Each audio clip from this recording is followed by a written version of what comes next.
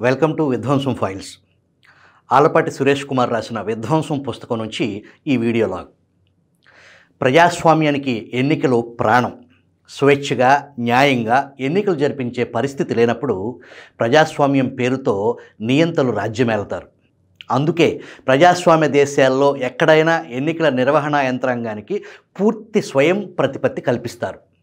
అలాంటి యంత్రాంగంపై లోపాయికారిగా పెత్తనం చేయాలనుకునేవారు ఉండొచ్చు, కానీ నాకు ప్రజా ఆమోదం ఉంది కాబట్టి ఎవరైనా సరే నాకు లొంగి ఉండాలి అన్న పద్ధతిలో ఎన్నికల యంత్రాంగంతో ఘర్షణకు దిగటం దేశంలో బహుశా ఇదే మొదటిసారి కావచ్చు.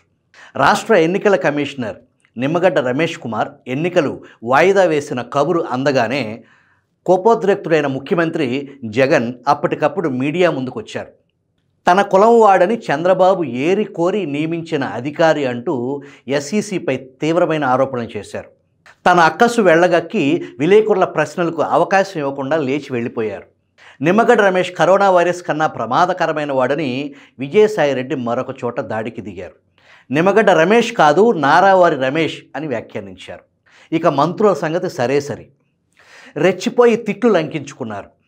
తాము దూషిస్తున్నది రాజ్యాంగ రక్షణ ఉన్న అధికారినని వారికి తెలియదా? తెలుసు. స్వయంగా తమ నాయకుడే దారి చూపించిన తర్వాత అనుసరించకుండా ఉంటారా? ఈ పరిణామాలకు ముందు స్థానిక సంస్థల ఎన్నికల ప్రక్రియ ఒక పెద్ద ప్రహసనంగా నడిచింది. అధికార పక్షం వారు అడ్డు అదుపు లేకుండా చెలరేగిపోయారు. నామినేషన్ వేయటానికి వచ్చిన ప్రతిపక్ష కార్యకర్తలపై దాడులకు దిగారు. చాలా చోట్ల ఎన్నికల సిబ్బంది కూడా వారికి సహకరించారు. రమేష్ కుమార్ నిమ్మకు నీరెత్తినట్లు కూర్చున్నారు. హైకోర్టు రంగంలోకి దిగి ప్రశ్నించిన తర్వాతే ఆయనకు చురుకు పుట్టింది.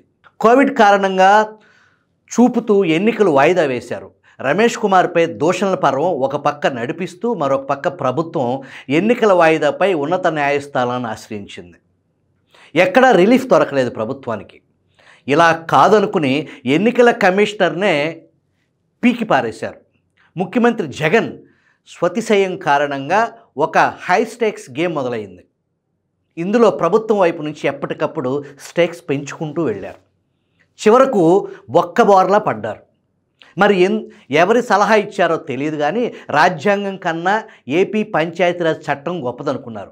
అభిశంసన ప్రక్రియ లేకుండా ఎస్ఈసిని నేరుగా తొలగించడం సాధ్యం కాదు. కాబట్టి ఎస్ఈసి పదవీ కాలాన్ని 5 ఏళ్ల నుంచి 3 ఏళ్లకు తగ్గిస్తూ పంచాయతీరాజ్ చట్టానికి ఒక సవరణను ఆర్డినెన్స్ ద్వారా తీసుకొచ్చారు. మరి ఎన్నికల కమిషనర్ పదవికి రక్షణ కల్పించే రాజ్యాంగంలోని ఆర్టికల్ 243K అడ్డం రాదని ఎలా అనుకున్నారు? ఎస్ఈసి పదవీకాలం 3 ఏళ్లకు తగ్గింది కాబట్టి ఇప్పటికే 3 ఏళ్ల పదవీకాలం పూర్తి చేసిన రమేష్ కుమార్ ఇంకా ఇంటికి వెళ్ళినట్లే అని ఒక జీవో జారీ చేశారు.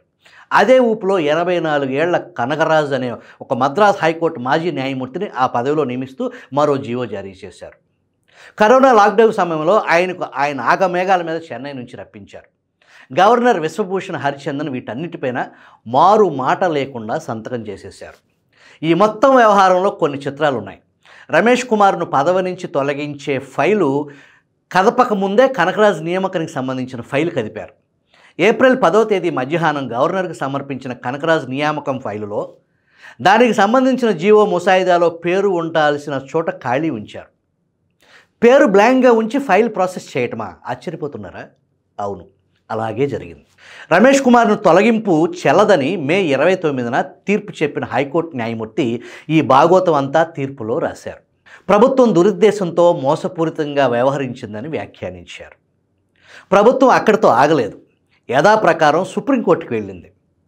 సుప్రీంకోర్టు తీర్పుపై స్టే ఇచ్చేందుకు సుప్రీం ధర్మాసనం నిరాకరించింది. పైగా ప్రభుత్వం ఉద్దేశాలు సక్రమంగా ఉన్నట్లు కనబడటం లేదని ప్రధాన న్యాయమూర్తి వ్యాఖ్యానించారు.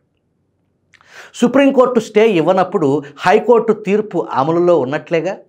కానీ అంతా తేలిగ్గా కాడిపడేస్తే అది జగన్ సారథ్యంలోని ప్రభుత్వం ఎలా అవుతుంది? మా లెక్క ప్రకారం రమేష్ కుమార్కు తిరిగి పదవి లభించినట్లు కాదు పొమ్మన్నారు. నిజానికి హైకోర్టు తీర్పు రాగానే రమేష్ కుమార్ తిరిగి పదవి చేపట్టినట్లు కమిషన్ కార్యదర్శి ప్రకటించారు. వెంటనే రంగంలోకి దిగిన ప్రభుత్వ పెద్దలు ఆ ప్రకటనకు ముందు ఉపసంహరించి చేశారు.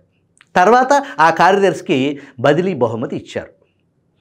ఇంత జరుగుతున్నా న్యాయశాస్త్రంలో పట్టా కూడా పుచ్చుకున్న గవర్నర్ చోద్యం చూస్తూ కూర్చున్నారు. తనకు అనుకూలంగా హైకోర్టు తీర్పు చెప్పినా, దానిలో జోక్యం చేసుకునేందుకు సుప్రీంకోర్టు నిరాకరించినా రమేష్ కుమార్ తిరిగి పదవి చేపట్టడానికి 2 నెలల కాలం పట్టింది. ఈ మధ్యలో ప్రభుత్వం మరొకసారి సుప్రీంకోర్టులో స్టే కోసం విఫల ప్రయత్నం చేసింది. ఈలోగా రమేష్ కుమార్ హైకోర్టులో కంటెంప్ట్ పిటిషన్ దాఖలు చేశారు. సుప్రీంకోర్టు స్టే ఇవ్వలేదు కాబట్టి తమ తీర్పు అమలులో ఉన్నట్లేనని, దాని అమలుకు గవర్నర్ను ఆశ్రయించాలని హైకోర్టు సూచించింది. రమేష్ కుమార్ అదే పని చేశారు. గవర్నర్ గారు అప్పుడు కదిలారు. హైకోర్టు తీర్పు అమలుకు చర్యలు తీసుకోవాలని ప్రభుత్వానికి లేఖ రాశారు. న్యాయ వ్యవస్థనే బేఖాతరు చేసిన వారికి గవర్నర్ ఒక లెక్క. ఆయన రాసిన లేఖను పక్కన పడేసి మళ్ళీ సుప్రీంకోర్టుకు వెళ్ళారు. ఈసారి కంటెంప్ట్ పిటిషన్ విచారణపై స్టే అడిగారు. ససేమిరా అన్నది అత్యున్నత న్యాయస్థానం. రాజ్యాంగ వ్యవస్థలతో ఆటలేంటని నిలదీసింది. ఇక తప్పలేదు. రమేష్ కుమార్ను తిరిగి రాష్ట్ర ఎన్నికల కమిషనర్గా నియమిస్తూ జూలై 31 అర్ధరాత్రి జీవో జారీ చేశారు. ప్రభుత్వాలను నడిపేవారు వ్యక్తిగత రాగద్వేషాలకు అతీతంగా వ్యవహరించకపోతే జరిగే అనర్థాలను ఈ వ్యవహారం ఎత్తి చూపుతుంది. 151 మంది శాసనసభ్యులను గెలిపించుకున్న నేనా ముఖ్యమంత్రిని ఆయన అని ప్రశ్నించిన జగన్ అంత పెద్ద మ్యాండేట్ సంపాదించుకున్న తాను ఒక వ్యక్తితో పంతానికి పోవటం సరికాదని అనుకోలేకపోయారు. రమేష్ కుమార్ను ఒక వ్యక్తిగా చూసినందువల్లే జగన్ ప్రభుత్వం ఈ వివాదంలో అంత దూరం వెళ్ళింది. అలా కాకుండా రాజ్యాంగ రక్షణ ఉన్న ఒక వ్యవస్థకు ప్రతినిధిగా చూసినట్లయితే కథ ఇంత దూరం వచ్చేది కాదు. రాజ్యాంగ ప్రతినిధి అయిన గవర్నర్ వైపు కూడా ఈ వివాదంలో వైఫల్యం ఉంది. ప్రజాస్వామ్యంలో ఒక వ్యవస్థను మరొక వ్యవస్థ గౌరవించడం చాలా ముఖ్యం. అలా జరగనప్పుడు పరిణామాలు ఎలా ఉంటాయో ఈ వ్యవహారమే మనకు తెలియజేస్తుంది. రమేష్ కుమార్ తిరిగి పదవి చేపట్టిన తర్వాత కూడా కథ ముగియలేదు. అదేంటో ముందు చూద్దాం.